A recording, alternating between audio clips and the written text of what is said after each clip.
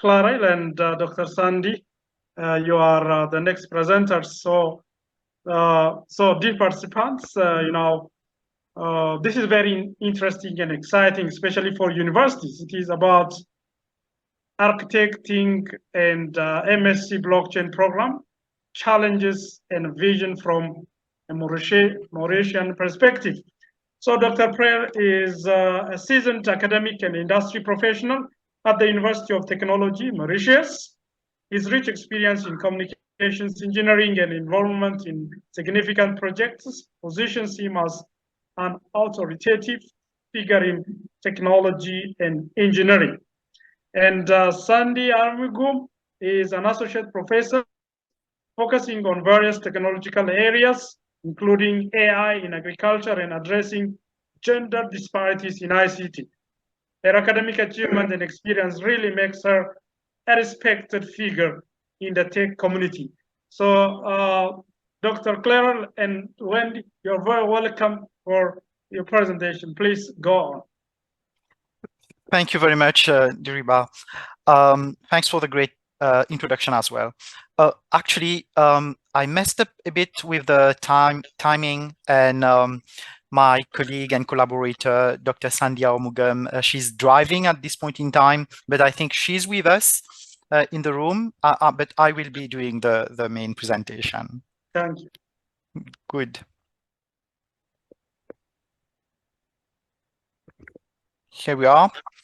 So the title of the presentation is Architecting a Master's Blockchain Program at the University of Technology, the challenges and vision from our perspective.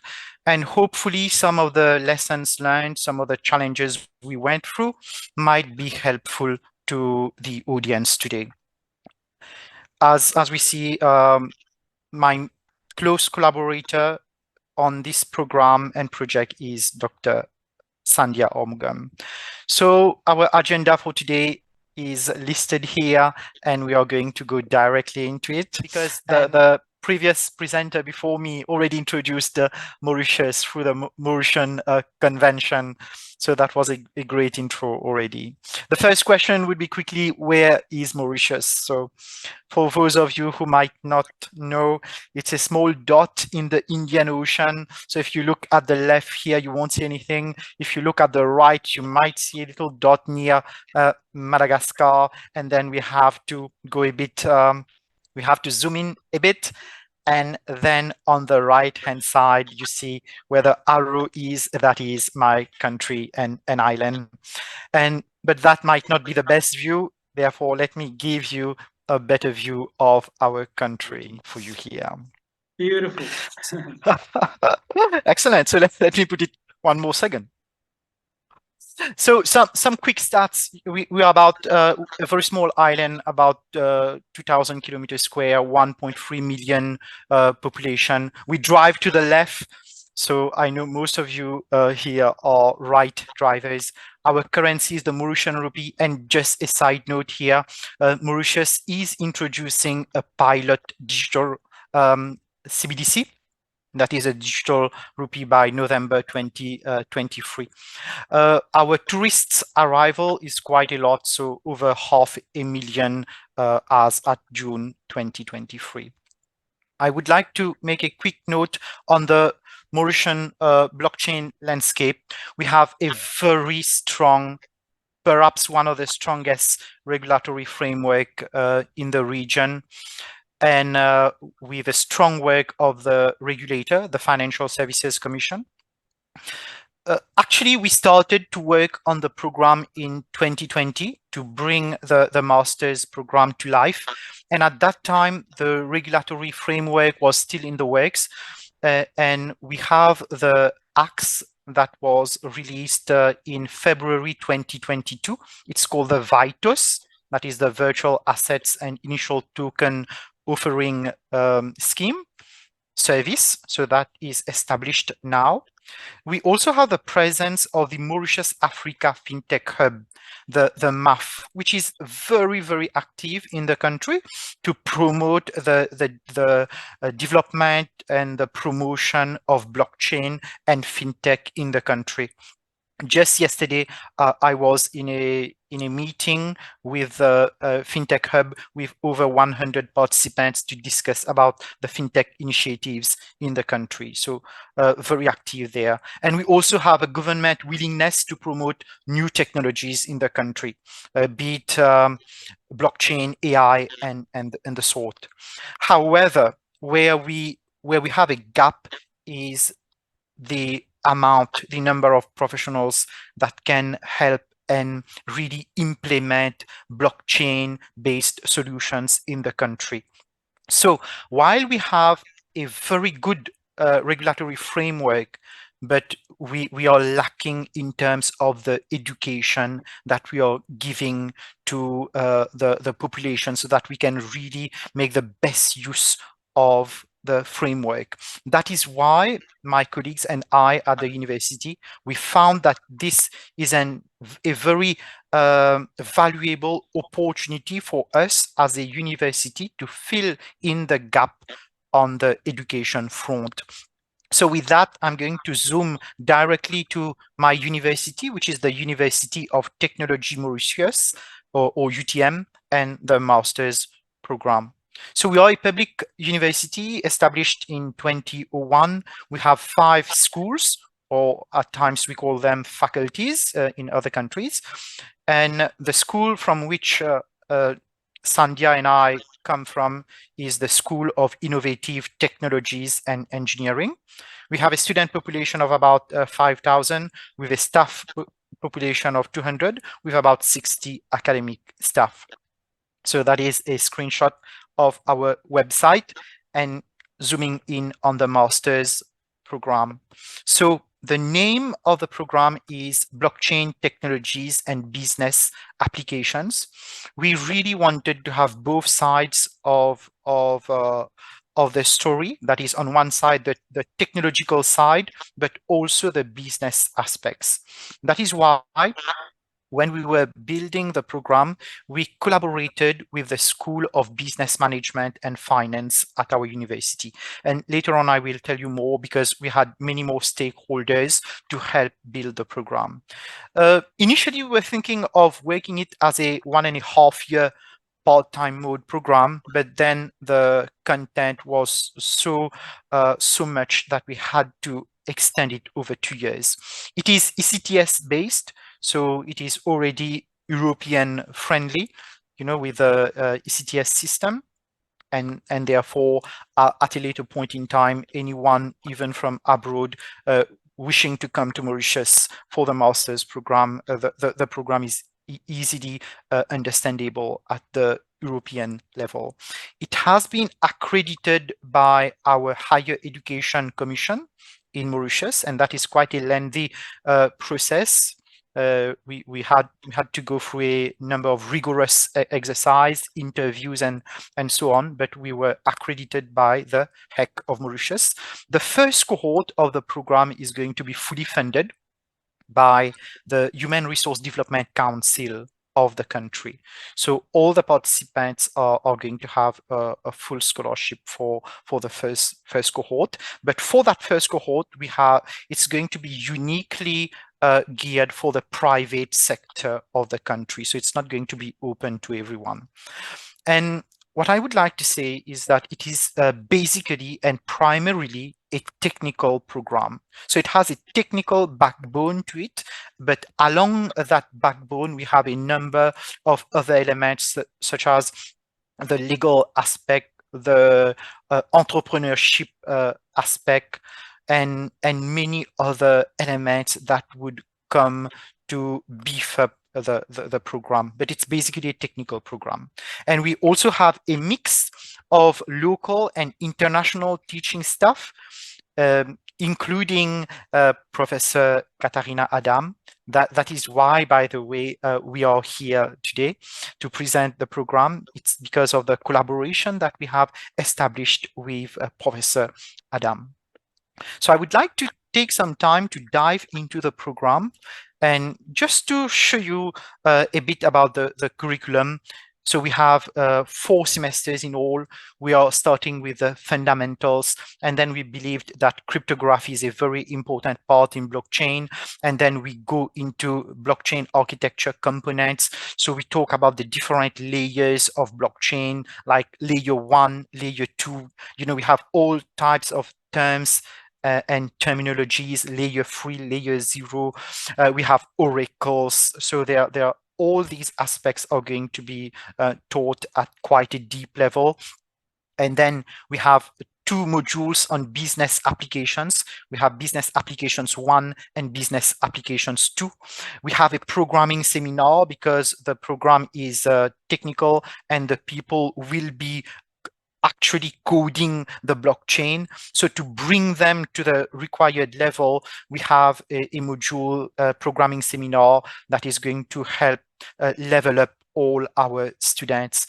And then we do have some modules that I would say are somehow timeless, in that their content are going to be continuously updated through time.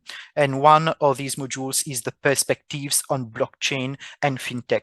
Because the sector is evolving so rapidly, so we needed to future-proof the program somehow. That is why we have a few modules that are there and whose content would change over time.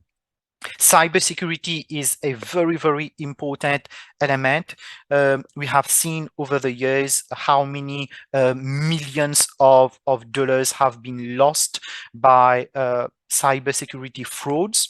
If I'm not mistaken, in 2022, we had about $450 million lost because of frauds on DLT technologies.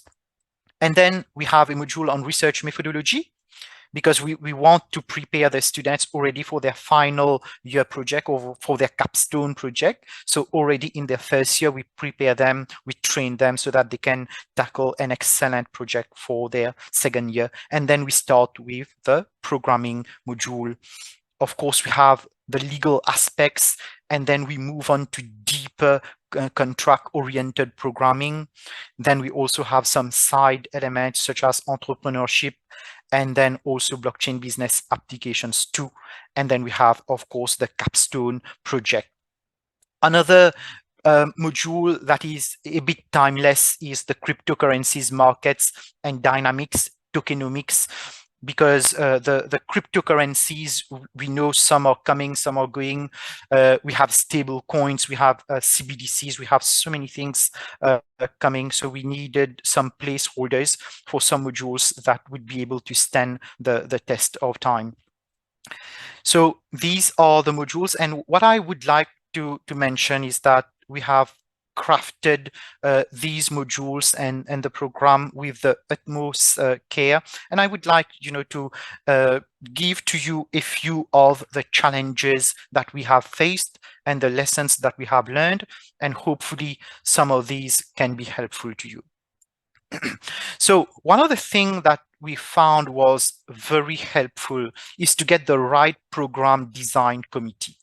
So the people that are going to sit at the table to design the program from scratch up until it becomes, a full-fledged program that would be accredited at all the required levels, we really need a strong program design committee. And what I found there, so I put it on the right side, is that different perspectives help. For example, Sandhya and I, we do come from the technical background, so we always have a tendency to look at the program just from a technical perspective. But just by adding our colleagues from the School of Business Management and Finance at the same table as us, we were able to change even the title of the master's program and also include modules that would be related to the business side of things, because that was important as well.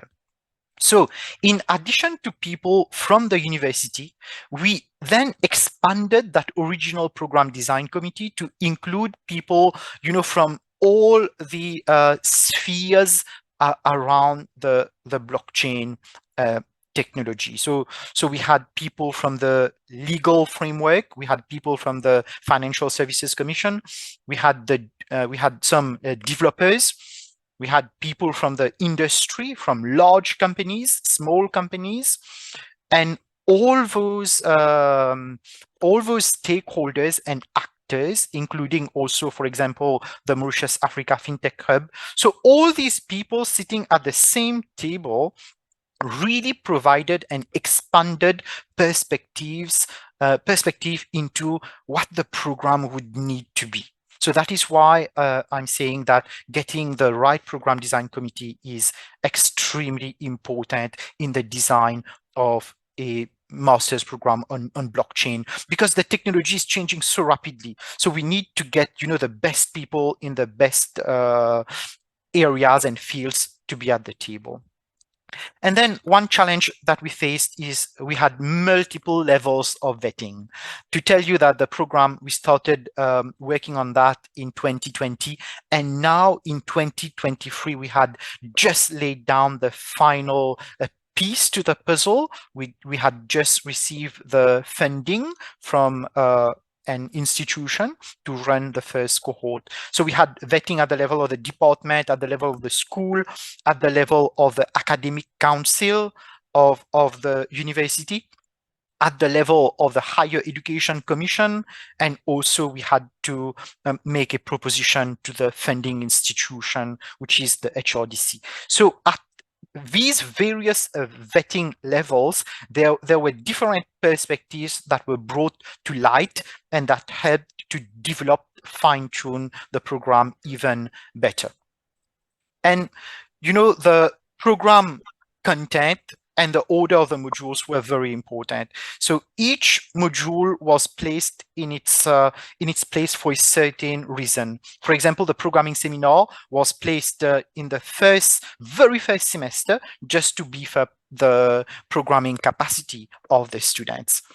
Yes, so let me just carry on. Some other challenges is getting to know the local blockchain ecosystem. At the start, when we started the work, we didn't know who was who.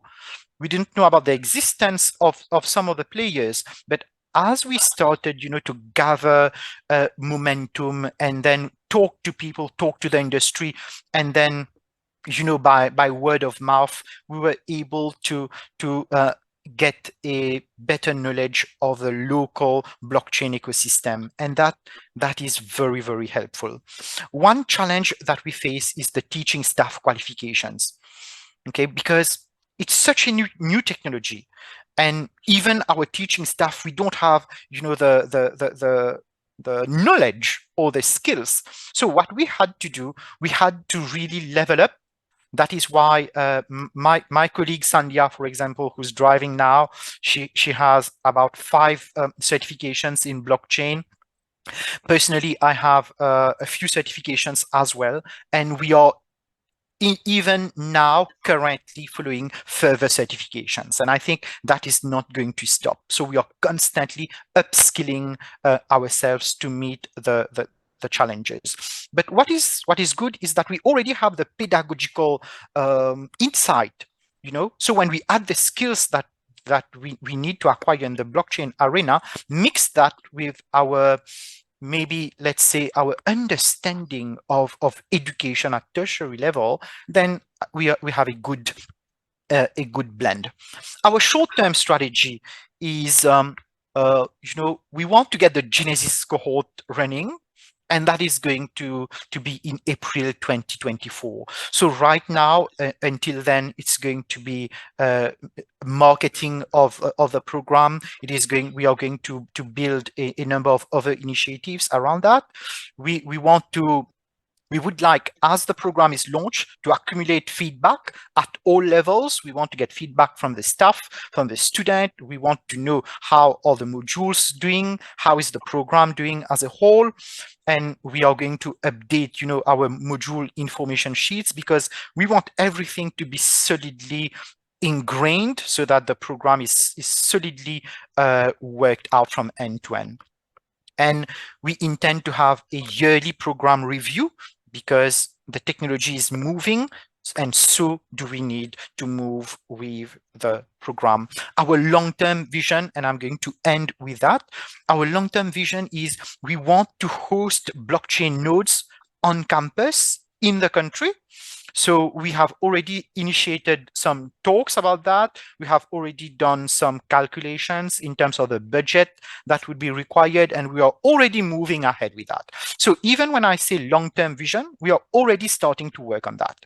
We are already starting to create an ecosystem around the program, short courses, workshops, conferences, because what we feel is lacking in the country, and that is probably the case also maybe in your own countries as well, is we lack that education. So we want to give the education at all levels to managers, to solution architects, to developers, so that we empower the country, we empower our industry, so that we can, you know, get on the blockchain train, if I can say so.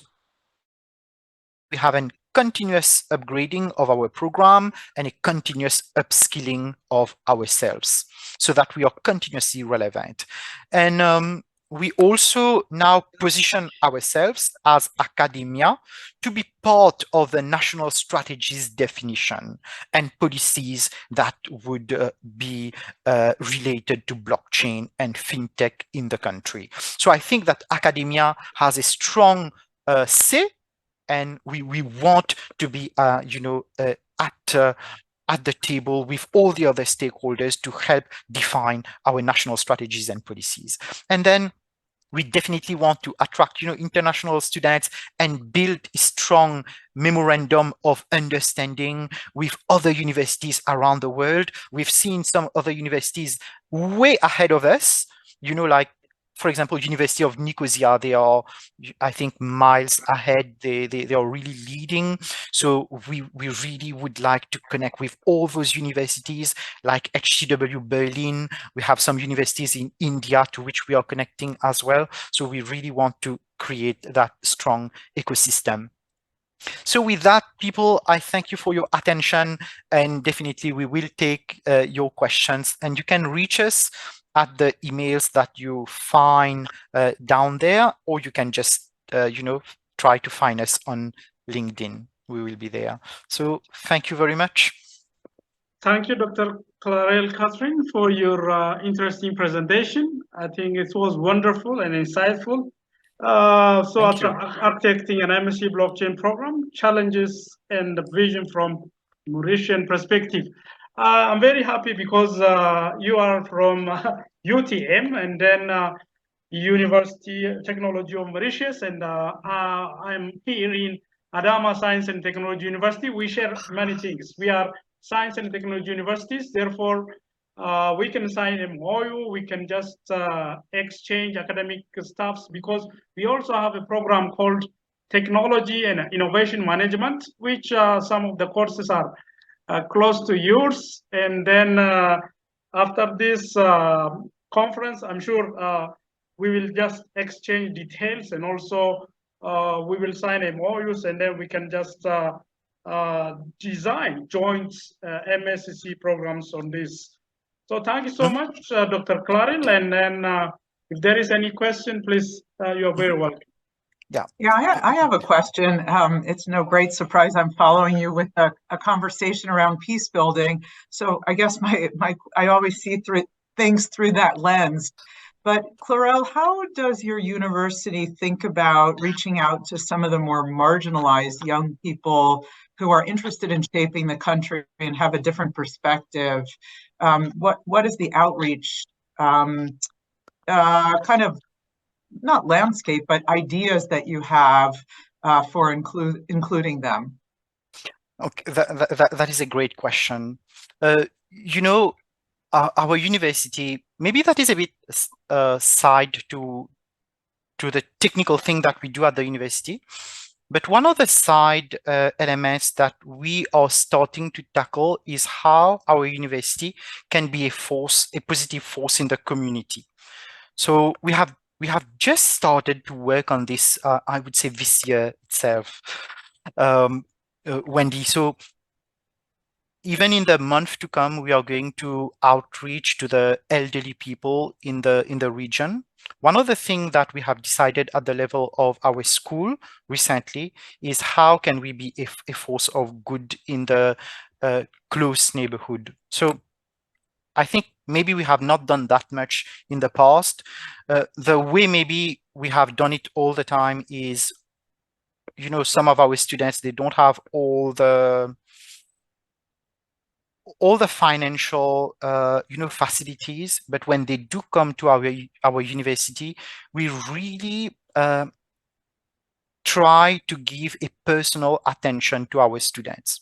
Now, the reason why we can do that is because maybe our cohorts are divided into smaller portions. We don't take cohorts that would be like 50 or 60. If we have large cohorts, we break them down like 25 or 30, and then we as academic, we can interact with them at a more personal level. So that has helped a lot of students that come from very, very humble background, you know, to rise up the academic ladder, if I can say, at the university.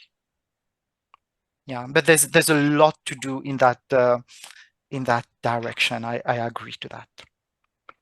Thank you, Dr. Thank you. Cathrine and Dr. Sandy, and then let's move to the next presentation due to time pressure. Thank you so much. So like I said, we will keep in contact. Definitely. Thank you. So the next presentation is going to be by Wendy. The title of her presentation is Technology in Service of Peace Building. I think peace building is the most important point these days, not only in Africa, but also throughout the world. So Wendy is MD, founder of Genesis at the Crossroads, integrates arts and health with an emphasis on the role of arts in healing. She offers a unique perspective on how blockchain can foster creativity and social change. So very briefly, Wendy, this is your floor. Please make your presentation. Thank you. Thank you so much. I'm a relative newcomer to blockchain. It's no great surprise I'm following Clarel with that last comment about inclusion. So first of all, I wanted to thank Katerina and also Petra, who organized the conference in Berlin, which was my entree into the blockchain world. And of course, all of you for making time to be here. Some of us are on different times. I think, Petra, you're in the middle of the night. So I'm glad you're with us. So I founded Genesis at the Crossroads 24 years ago as a physician, and I practiced medicine for over 21 years. I'm still a doctor, but not practicing. And there's an aspect of healing to a lot of the work we're doing. And I'd like all of us to embrace the lens of peace building as we're looking at doing all of this work with decentralized, autonomous organizations, taking things away from the level of government to look at the power of people, essentially. So the mission of Genesis at the Crossroads is building peaceful communities at the intersection of social justice, education, and the arts to foster healing. And the wider vision of what we're doing is a world where cross-cultural artistic expression and collaboration serve as a catalyst for interethnic dialogue and innovation. And I want to share my screen because I think it's easier if you're looking at this. So here is my talk. Can everybody see this okay? Yes. So this is the mission of our organization. Building, like I said, building peaceful communities at the intersection of social justice, education, and the arts. And here's the vision of who we are. It's a world, like I said, a world where cross-cultural artistic expression and collaboration serve as a catalyst for interethnic dialogue and innovation, global understanding, healing, and world peace. Education and social impact are particularly important, as is business development, to sustain and further those bridges while nurturing global leadership. And then together as a community, we foster a just world for all, honoring our collective humanity. So I wanted to go into a little bit of what is peace building and where did it all come from? So there were history departments at the level of universities, and the development of international relations is a specific way of looking at war to war, but not looking at the interim period so much as people were examining historic contexts. So then came the field of conflict resolution, looking at the space in between wars. And the conflict resolution, for me, has a bit of the absence of the negative. So resolving the conflict, taking the conflict out of the picture. And peace building inserts something a little bit different in the sense that, that it has the notion of building community. What's the foundation for creating more peaceful relations between people? So there's a number of different models that have been created, some out of Bradford in the UK, in Uppsala University in Sweden. And there's a whole discussion, is peace the absence of war? And categorically, I would say it is not, because it misses things like structural poverty, the refugee camps, people who've been living in cycles of war and conflict, but there's no actual deaths per kilometer, which is how the definition of war is held in the world. And I really don't like the words tolerance and coexistence, though coexistence in a number of places in the world, take the Middle East, for example, would be a good idea and would certainly lessen a lot of the conflict there. But I don't want to be tolerated as a woman, as a physician, as a teacher. I want to be known and understood. And I think coexistence helps lessen conflict in places. But if we're really going to build peace in the world, we need to find models for us to collaborate and think about that. And I also think at times peace building is conflated, meaning collapsed, with peacekeeping. So sometimes I use the word building peaceful communities as a way of getting around that, because peacekeeping is in a red zone in a hot area in a country. And I put the words together. So peace building in the dictionary often has a hyphen, and I think the words belong together. So purposefully do that. So really, when you're looking at blockchain technology and building community, when you see it through the lens of peace building, it's about building programs, models, including curricula, spaces and places that pull for bringing people together across every barrier to share and be heard, to be understood and be known, and most importantly, to participate. So it's really the idea of leveraging the whole of humanity to the extent we can for the benefit of everyone. And it's these aggregate direct experiences on the ground that bring skills and wisdom and imagination for the benefit of everyone in the entire human family. So it's a very empowered space that engages people to work together on innovative solutions, some addressing intractable issues that have gone on for a very long time. It's naturally diverse, it's inclusive, and I believe, not just because I'm a physician, but because of all the fractures in community, that healing is essential as a precondition to peace building. So you could say, as you're building your programs, are they humanitarian-centric? Is there healing in them? And if there is, peace building is present. And I would say, and I think Clarel alluded to this, other people alluded to it, it's an economic engine for good. So we have to think about it like that. And I think that the other thing is that I wanted to distinguish peace building, social justice from human rights a little bit. And certainly Petra can speak to the human rights aspect. I think human rights is mired in a legal framework, and social justice looks a lot at the capacity for social impact and speaks to this collective humanity. So when agendas are being set, it asks the questions, who's sitting at the table? And the flip side of that, or consequently, is who's not sitting at the table and who's not part of the discussion and therefore left out of the equation. So when social justice is present, it basically works on creating a tide in which all boats rise. So if you're helping the floor level of a society or the bottom level, the marginalized people, you're automatically helping everyone above that. So let's go into the technology side. So how does technology fit into this equation to embolden it, to serve it? And I see it in 4 interconnected areas, and they include engagement, visibility, democratization of space, and big data. So let's start with engagement as number 1. I think people, like I said, with knowledge on the ground are often left off the grid or out of the equation, and they have the direct lived experience of the problem. So here's a couple examples. The Bedouin in the desert working on water issues. The child learning in a remote village without electricity or fiber. A woman birthing in a place in the world without healthcare. Indigenous communities growing crops, or a widow after a war with a large family. You get the picture.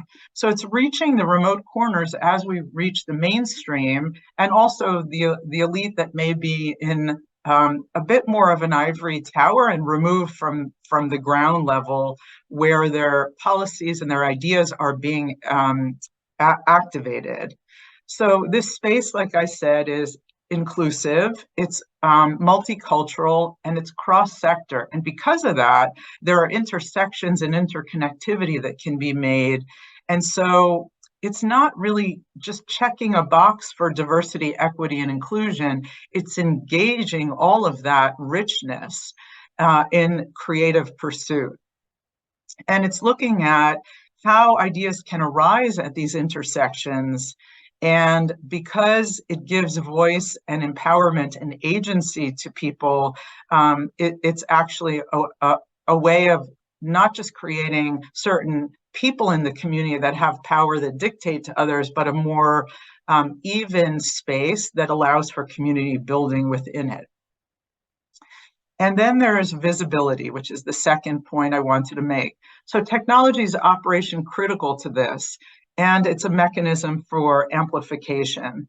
So it looks at how do you get messages out for social good, because blockchain is in service of social good, and looking at ways to bring other people into the decision making, having power to have a say in the economic part of it. It's an upward spiral where the more you have people involved, the more you have people involved. So it's actually working on behavioral economics, and it can help with the counter narrative for violence in the world. So one of the ways that we get at healing is to look at burnout and cynicism and something that's referred to as compassion fatigue in the world. And, you know, it's interesting. I was recently at a dinner engagement, and this man from Israel was there. And he said, you know, I don't know that I believe peace is possible. And so I think the visibility part of this is to tell the story of the different groups that are coming together to work on peace building initiatives so that it's heard. Then that also creates the invitation to be involved.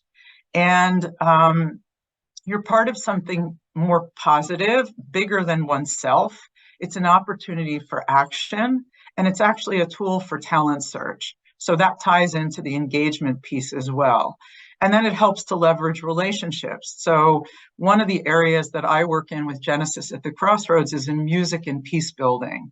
And we did a program that, like many other organizations, had to pivot to the virtual world during the pandemic, and now it's in a live in-person program. But we worked with one of our corporate partners, which is one of the largest manufacturers of microphone equipment in the world, Shure Microphone, and we were able to piggyback onto their channels all around the world in social media to generate more platforms to share our work.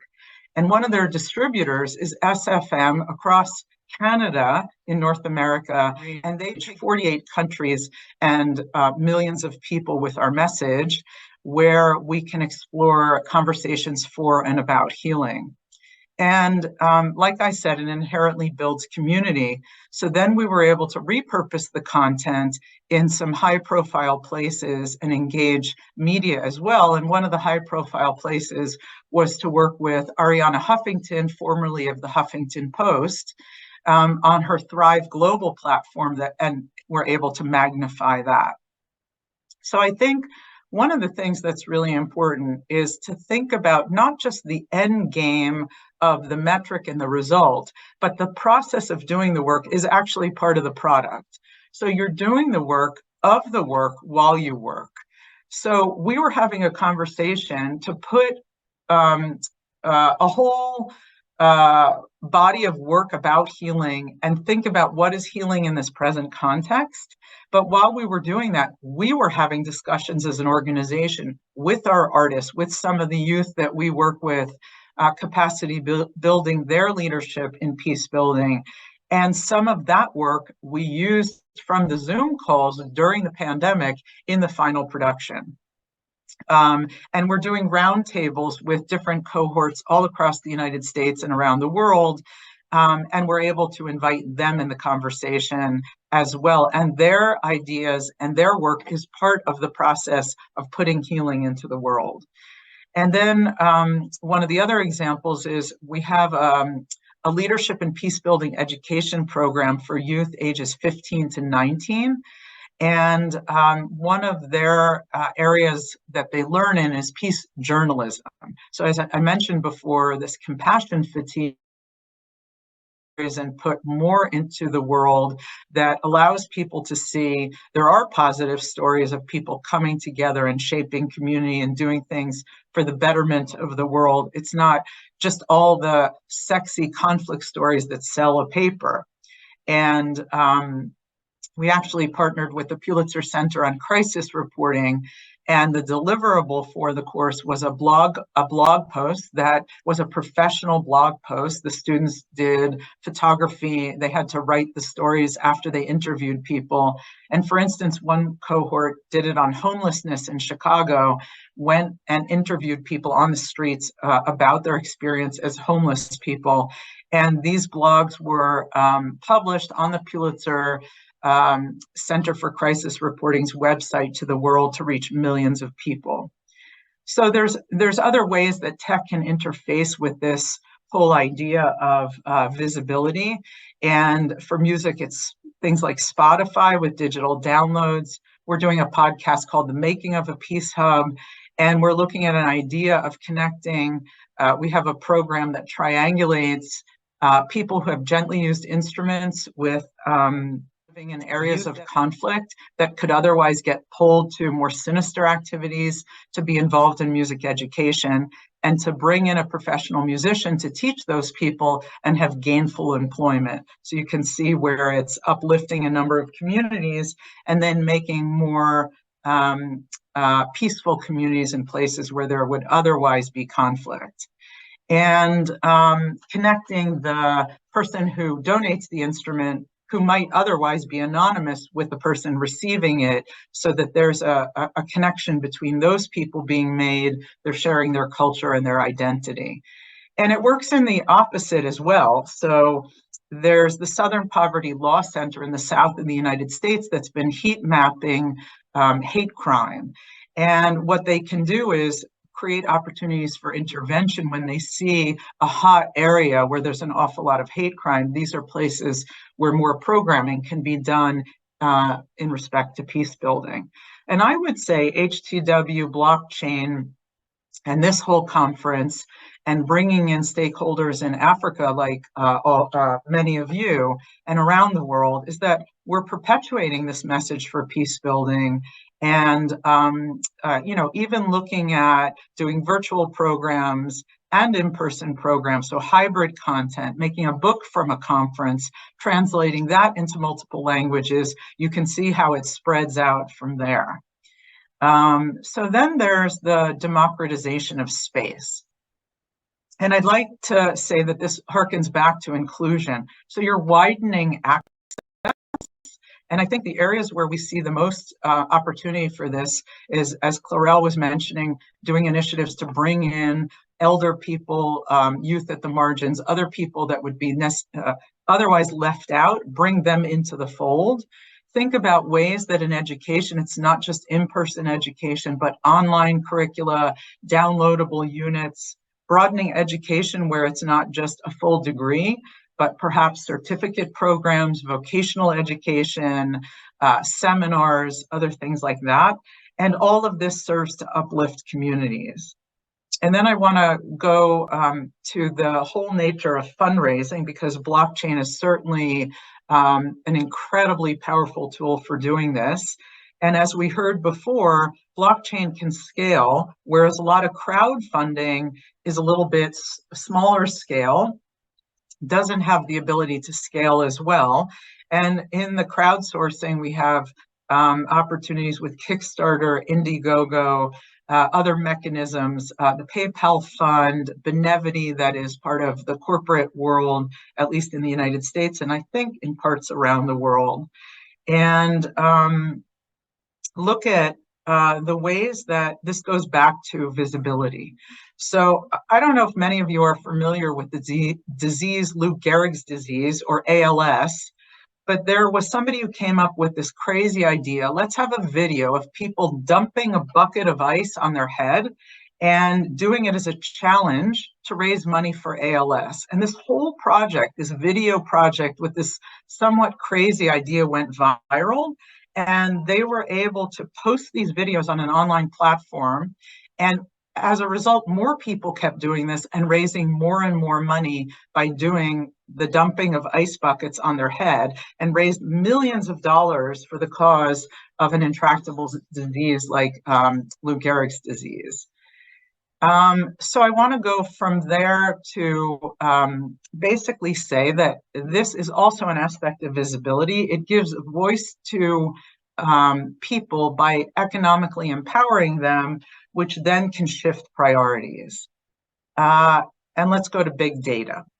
So big data is really important because we need to have better metrics for measuring the impact of peace building. And with big data, we can look at trends when we're doing the kinds of projects we're doing or doing the kinds of education. We can see connections. We can see who's falling by the wayside, who's gaining more. We can look at numbers for impact, and then we can fine-tune our models for delivering these kinds of programs. So doing research to study the work while we're doing it and make it even better. And then it broadens the space for all different types of learning and education. So one of the things we're doing with Genesis at the Crossroads is building a Peace Hub that will have a social entrepreneurship center to look at business development that has social impact and an impact on peace building. And so how do we measure that and look at that? And then we can take the findings to a policy level if we're seeing ways that we can educate people in alternative spaces that are not necessarily a university or a school. And that can shift greater resources for scale of that kind of work. So it's behavioral economics at the top if the policy level changes. And then with more money, we can engage more community, obviously, and then we can have mechanisms for disseminating this information. So Clarel talked about other universities that are further ahead from their university. It may be that certain universities specializes in different areas of blockchain technology, and then that information can be shared. So you can see where all of this is circular and interconnected. And so to wrap up, I think technology is generative innovation. And if we think about conflict, it's incredibly profitable. And that's why it's so ubiquitous, but it's not a good business model. So first of all, it dehumanizes, it causes a lot of anger and disillusionment, economic disempowerment. And the more you have of this, the more you have of it. Then if you look at the dehumanization and all the loss of life that comes with that, you could language that in the category of loss of potential. And then as resources become even more scarce, which will invariably escalate as we're going into climate change, so too will all of these issues with climate. So time is of the essence to interrupt all of these cycles. And we need to shift the economics to channel this to good. So tech is hugely profitable and can be in service of shifting this equation. It's about systems thinking and using cross-sector intelligence and multidisciplinary applications. So it's naturally inventive and creative. And it's also iterative. So you do pilots and then you tweak the model. So it's resilient and regenerative. So the question like, how can AI be used for good? Because there's so much talk about it being used for the other side. And then because this is generative innovation, it's about pure possibility, or this idea that we can keep creating solutions and keep creating and creating. So it's thereby naturally abundant. So thank you for your time. And I'm certainly happy to take any questions, because for the field of peace building, we need a very large denominator to really affect great change. Anybody? Wendy, I'm not sure if Griba is here, but I would like to mention a few things. I think your presentation provides us with an, still a very important insight, because with blockchain, for example, we can touch the unbanked with decentralized finance. We can give them an ID.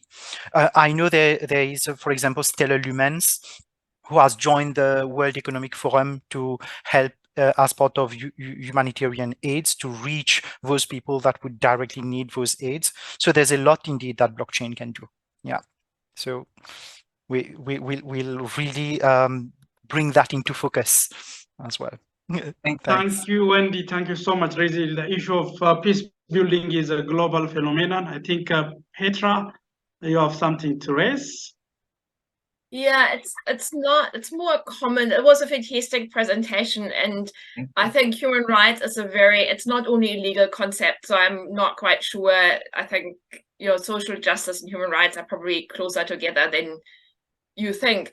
But my concern I want to raise is just from a small state's perspective, and Mauritius I think is very lucky. But if you look in the Pacific, where you don't have stable internet. We had the Tongan eruption, volcano eruption, and then the cable, suddenly the cable was gone and there was no communication at all. So partly in all of this, and relying on big data, relying on AI creates again another inequality, quite substantial inequality, which I think is very concerning. So that's my only comment. I wanted to say one thing about the social justice and human rights. So I wasn't saying they're so far apart. There's a perception they're very far apart. And when people hear human rights, they think of a more narrow legal framework. And if we broaden that out, we're including social justice. So I'm with you. I'm with you that they are closer together. Thank you so much, Wendy. And thank you all for your participation and attention. We are moving to the last presentation, and then finally we will move to the main session. So we are behind time. The next presenters will be Bence, Lukács, and Benjamin Heurich. Title is Decentralized Education, Empowerment Through Identity. So Bence is an expert in media districts, didactics, media pedagogy, and organizational development, highlighting the role of the Decentralized Education Project, and is an influential speaker discussing blockchain's role in societal and educational shifts. And Benjamin, a prominent researcher at the Institute for Applied Blockchain, champions the nexus of sociology, digital literacy, and social philosophy. As a co-leader at the Federal Bloc, he is pioneering open science, endorsing trust in decentralized frameworks.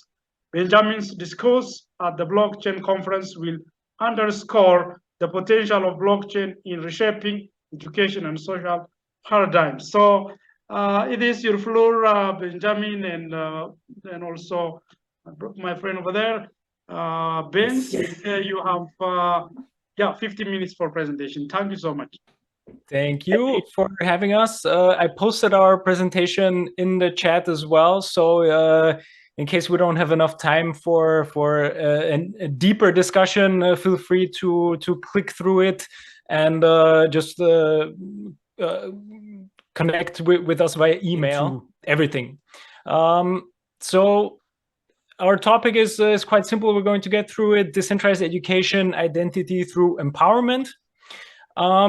I think the blockchain technology, everyone is quite familiar what it can do. But what's maybe more important is to talk about what it can do for education. So obviously, because it's immutable, you can store learning achievements, be it grades or achievements or skills. You have the empowerment in a way that learners can control their own data, their own achievements, because they're also secure. And what's also quite important, I think, in educational aspects is the administrative part, because through smart contracts, you have the opportunity to automatize a lot of, let's say, transferring grades or switching universities and studies. So that's, I would say, the building blocks of the blockchain technology in education. But what we would like to talk about is decentralized education in general, because there is a paradigm shift going on, not necessarily based on blockchain technology, but more on the aspect of decentralization and the global technologies that we have.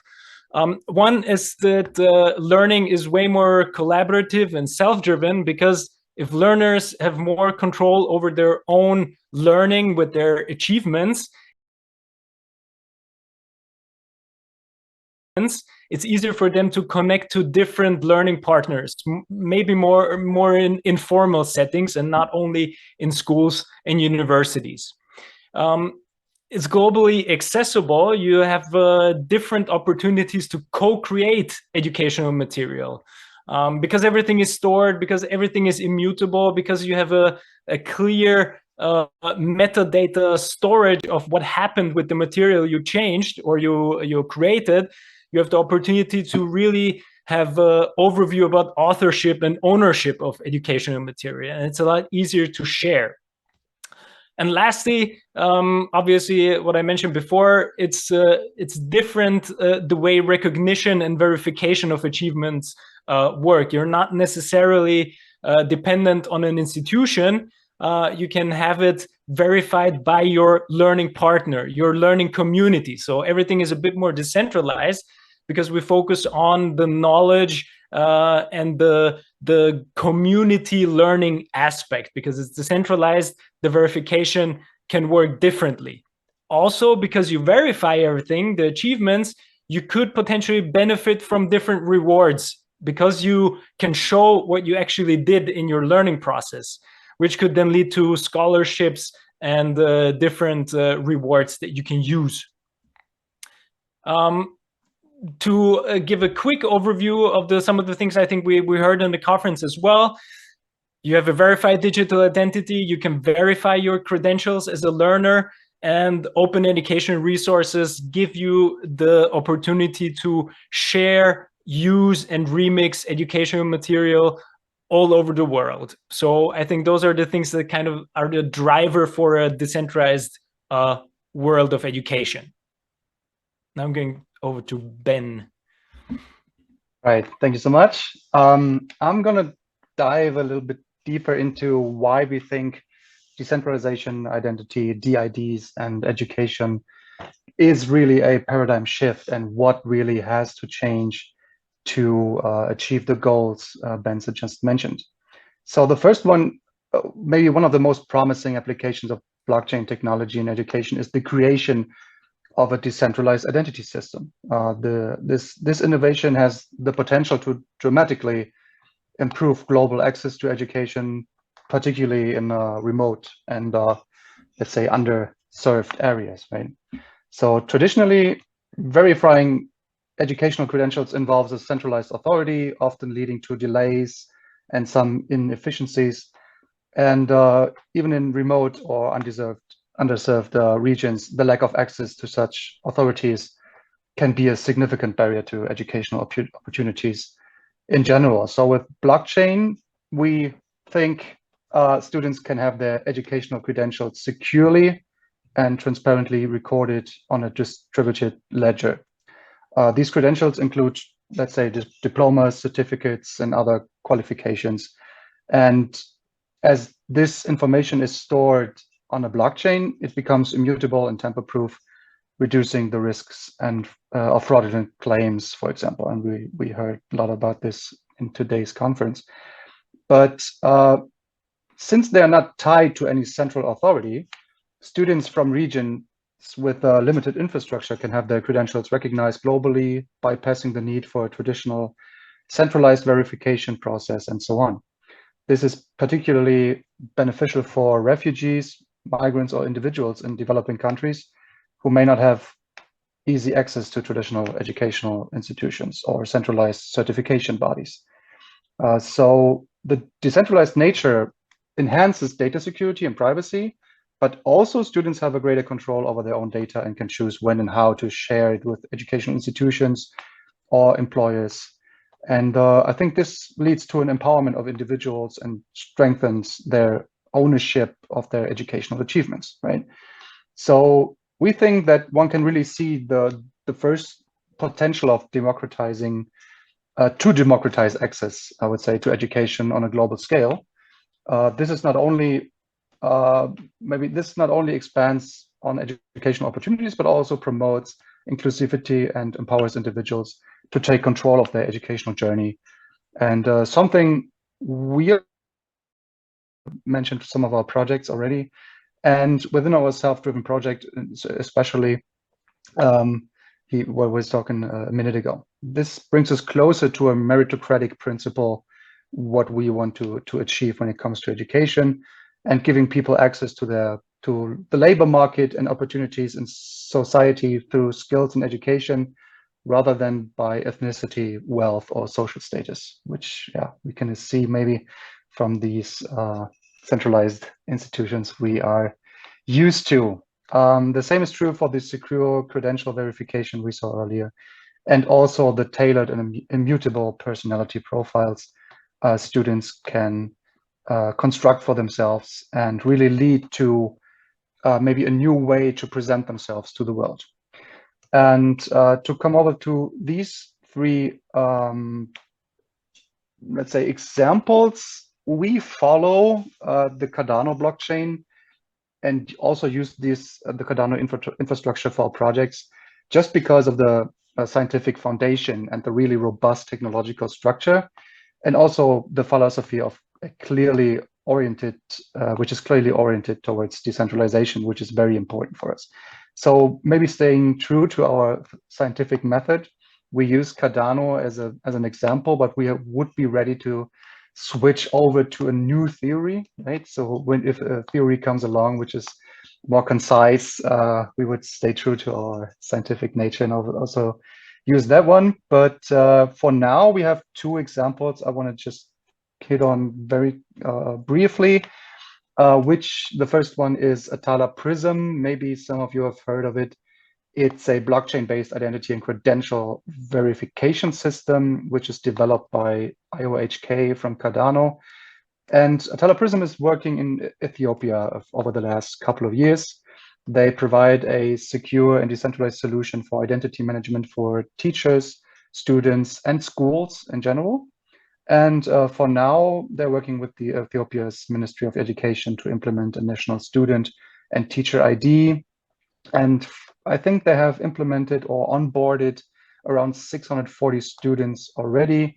The goal is to onboard about 5 million students and teachers, which would be the entire K through 10, so primary and secondary educational areas in general over the next couple of years. Of course, this process has some challenges and barriers, and it takes some time to grow, but it's very promising, I think.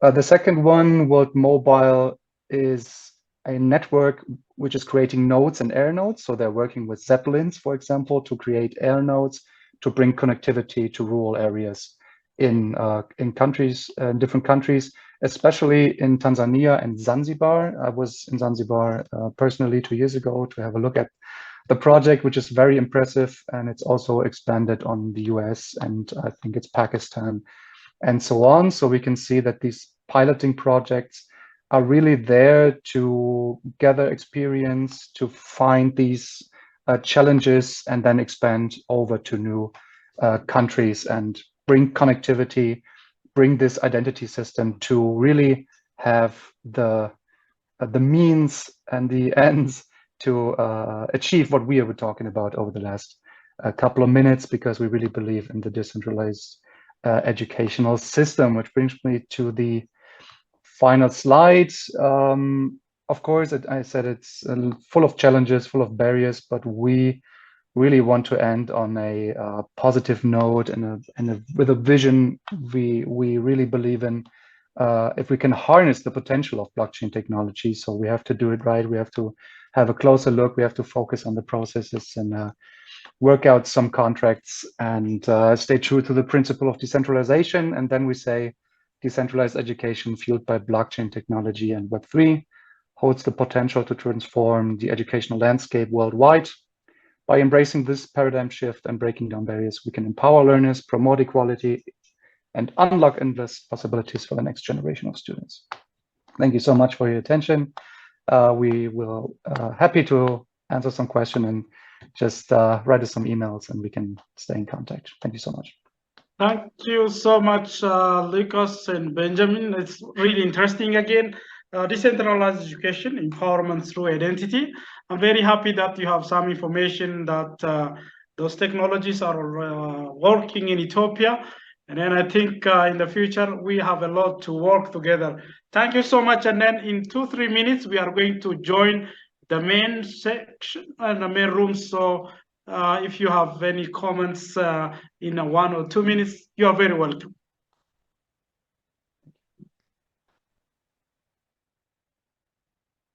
Yes, Wendy. I have one question for you, and it's probably not going to be solved in 2 to 3 minutes, but this feels so wonderful, and I love the graphic of the inverted light bulb with the graduation cap on. That's brilliant. I wonder about the abuse of this system, and how do you make sure people who are setting up these nodes for education are properly accredited and not putting misinformation out under an umbrella of something legitimate? So is there a governing body that is a watchdog, or is there any mechanism for addressing these issues? So the network is, so these nodes were sold via NFTs some years ago. So there's the network connectivity, which is just put together by people who spend a lot of money. This were about, I don't know, $80,000, one of these air nodes. And they're just building the technological infrastructure. The rest is just internet as we know it. It's just connectivity. And so everybody has their own wallet and their own identity on the chain. So everybody is in control of the information they're giving out and information they receive. It's a fully decentralized internet network. So there is no single entity who would be in control of this kind of, let's say, this control mechanism in general. So this would be the part where it's back to a normal internet. But that's why it's more about the giving connectivity in the first place. And then, of course, we have to work out the same difficulties we're working out, we have to deal with right now in Web 2, right? But for us, it's more important to really give the opportunity to empower